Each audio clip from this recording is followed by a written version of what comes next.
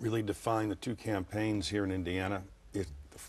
This debate over gasoline, right. price of it, and whether it should be a tax holiday right. from the federal taxes. This is Hillary Clinton's ad talking about you. Let's watch. Now gas prices are skyrocketing and she's ready to act again. Hillary's plan? Use the windfall profits of the oil companies to pay to suspend the gas tax this summer. Barack Obama says no, again. People are hurting. It's time for a president who's ready to take action now. Why are you against giving taxpayers in Indiana, North Carolina, a relief from the federal gasoline tax this summer? You're right, Tim. This defines, I think, the difference between myself and Senator Clinton. This gas tax, which was first proposed by John McCain and then quickly adopted by Senator Clinton, is a classic Washington gimmick. It is a political response to a serious problem that we have neglected for decades. Now, here's the upshot. You're looking at suspending a gas tax for 3 months. The average driver would save 30 cents per day for a grand total of $28. That's assuming that the oil companies don't step in and raise prices by the same amount that the tax has been reduced. And by the way, I have some experience on this because in Illinois, we tried this when I was in the state legislature, and that's exactly what happened. The oil companies, the retailers, were the ones who ended up benefiting. You voted for it. I did, exactly. When gas is only $2 a gallon? And that's my point. I voted for it, and then 6 months later, we took a look, and consumers had not benefited at all. But we had lost revenue. So you learned from a wrong vote. I learned from a mistake. And in addition, what happens is that this would come out of the Federal Highway Fund that we use to rebuild our roads and our bridges. And if we don't have that fund, then we're looking at thousands of jobs being lost in Indiana and in North Carolina. Now, Senator Clinton says that she's going to use the windfall profits tax to fill it. First of all, she's already said that she's going to use the windfall profits tax for something else, as I have, and that is to invest in clean energy and other important measures. So that money she's already spending twice. More importantly, nobody thinks that George Bush is actually going to spend or is actually going to sign a law for windfall profits taxes. So that's not going to happen this summer. So what this is a strategy to get through the next election. And Senator Clinton's own staff told the Washington Post, we don't think this is really going to go anywhere. We don't think it's going to work, but we think it's a good issue to use in a campaign. And that's what Washington does.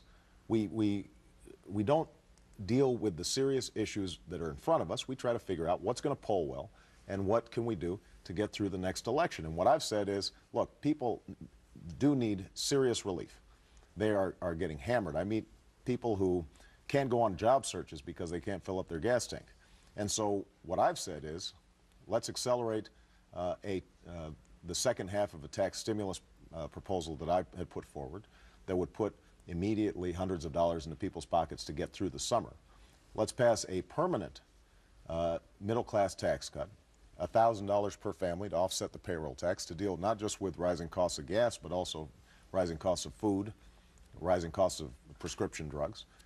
And most importantly, let's invest in alternative fuels, raising fuel efficiency standards on cars, and let's get serious about reducing consumption of oil, which is the only way that over the long term we're going to reduce gas prices. And you know, I have to say that if Senator Clinton or John McCain had stood up in previous years for increases in fuel efficiency standards, in getting serious about an energy policy that is freeing ourselves from dependence on foreign oil, then we would not be in the same situation in the first place. And I don't want 20 years from now to have a bunch of politicians proposing a suspension of the gas tax holiday when gas is $8 or $10 a gallon because we failed to act now. Now's the time for us to act, and I think the people of Indiana and North Carolina understand that. It's a pander? Yes. Ethanol, very important to your state, very important to Iowa. Here's the reports on that. Across the country, ethanol plants are swallowing more and more of the nation's corn crop. This year, about a quarter of U.S. corn will go to feeding ethanol plants instead of poultry or livestock. That it's helped farmers, but it's boosted demand and prices for corn. At the same time, global grain demand is growing. Legislation providing for ethanol subsidies is being criticized for making food more expensive while gasoline prices continue to climb.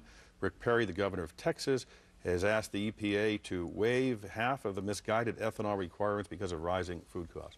Would you be willing to change ethanol subsidies or suspend some of these requirements so that people are not using corn for ethanol, but using corn for food and lowering food prices? Well, look, we've got a serious food problem around the world. We've got rising food prices here in the United States.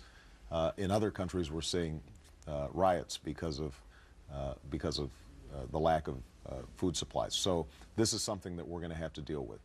There are a number of factors that go into this. Changes in climate are contributing. The fact that in a lot of countries, we've had problems getting food supplies to poor countries because the wealthier countries have reduced their stockpiles in serious ways. And so there are a whole host of reasons why we're seeing problems with food supply. There's no doubt that biofuels may be contributing to it. And what I've said is my top priority is making sure that people are able to get enough to eat. And if it turns out that we've got to make changes in our ethanol policy to help people get something to eat, then that's got to be the step we take.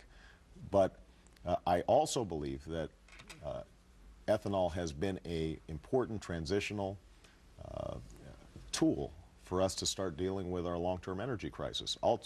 Over time, we're going to have to shift to cellulosic ethanol, where we're not using food stocks, but we're using wood chips, we're using prairie grass, we're using other strategies. How long before our automobiles are off of gasoline and oil and using something like an alternative fuel? Well, I think that if we decided right now that we were going to make the kind of investment I've proposed, $150 billion over 10 years, then I think at the end of the decade we could have a auto industry that has significantly reduced our consumption of oil by as much as 35–40%. And the technologies exist right now for plug-in hybrids.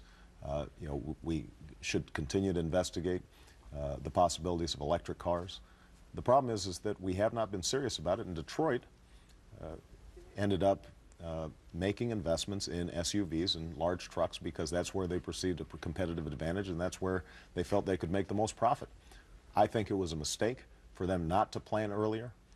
Now we're seeing a huge growth in fuel-efficient cars that is benefiting the Japanese automakers, and Detroit is getting pounded some more, and I think that we can make those cars here in the United States. By the way, that's going to be our export market over the future. China already has higher fuel efficiency standards than we do. If we want to compete for those markets, then we're going to have to invest in technology. The government can help, but the automakers have to make some changes, and I didn't say that just in front of environmental groups. I went to Detroit and said it in front of the automakers. That's the kind of truth-telling we need from the next president. In terms of climate change, global warming, you've talked about wind and solar and biofuels. What about nuclear? In all realistic assessment, don't we need more nuclear power in order to wean ourselves off of those same fuels that are contaminating the world? I think we do have to look at nuclear, and what we've got to figure out is, can we store the material properly? Can we make sure that they're secure? Can we deal with the expense? Because the problem is that a lot of our nuclear industry, it reinvents the wheel. Each nuclear power plant that is proposed has a new design, it has all kinds of changes, there are all sorts of cost overruns. So it has not been an effective option. That doesn't mean that it can't be an effective option, but we're going to have to figure out storage and safety issues. And my attitude when it comes to energy is there's no silver bullet. We've got to be, we've got to look at every possible option. I've said the same thing about coal. I have a aggressive goal of reducing carbon emissions, and coal is a dirty fuel right now.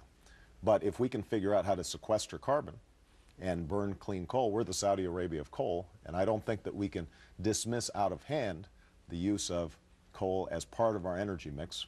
What we are going to have to understand, though, is that global warming is real, it is serious, and that whatever options we come up with, if they are not addressing the fact that the planet is getting warmer, then we are failing not just this generation, but future generations. We're going to take a quick break and come back and talk about some foreign and defense policy issues. More of our conversation with Barack Obama, Democratic candidate for president. We're live from Indianapolis, Indiana, the site of Tuesday's primary.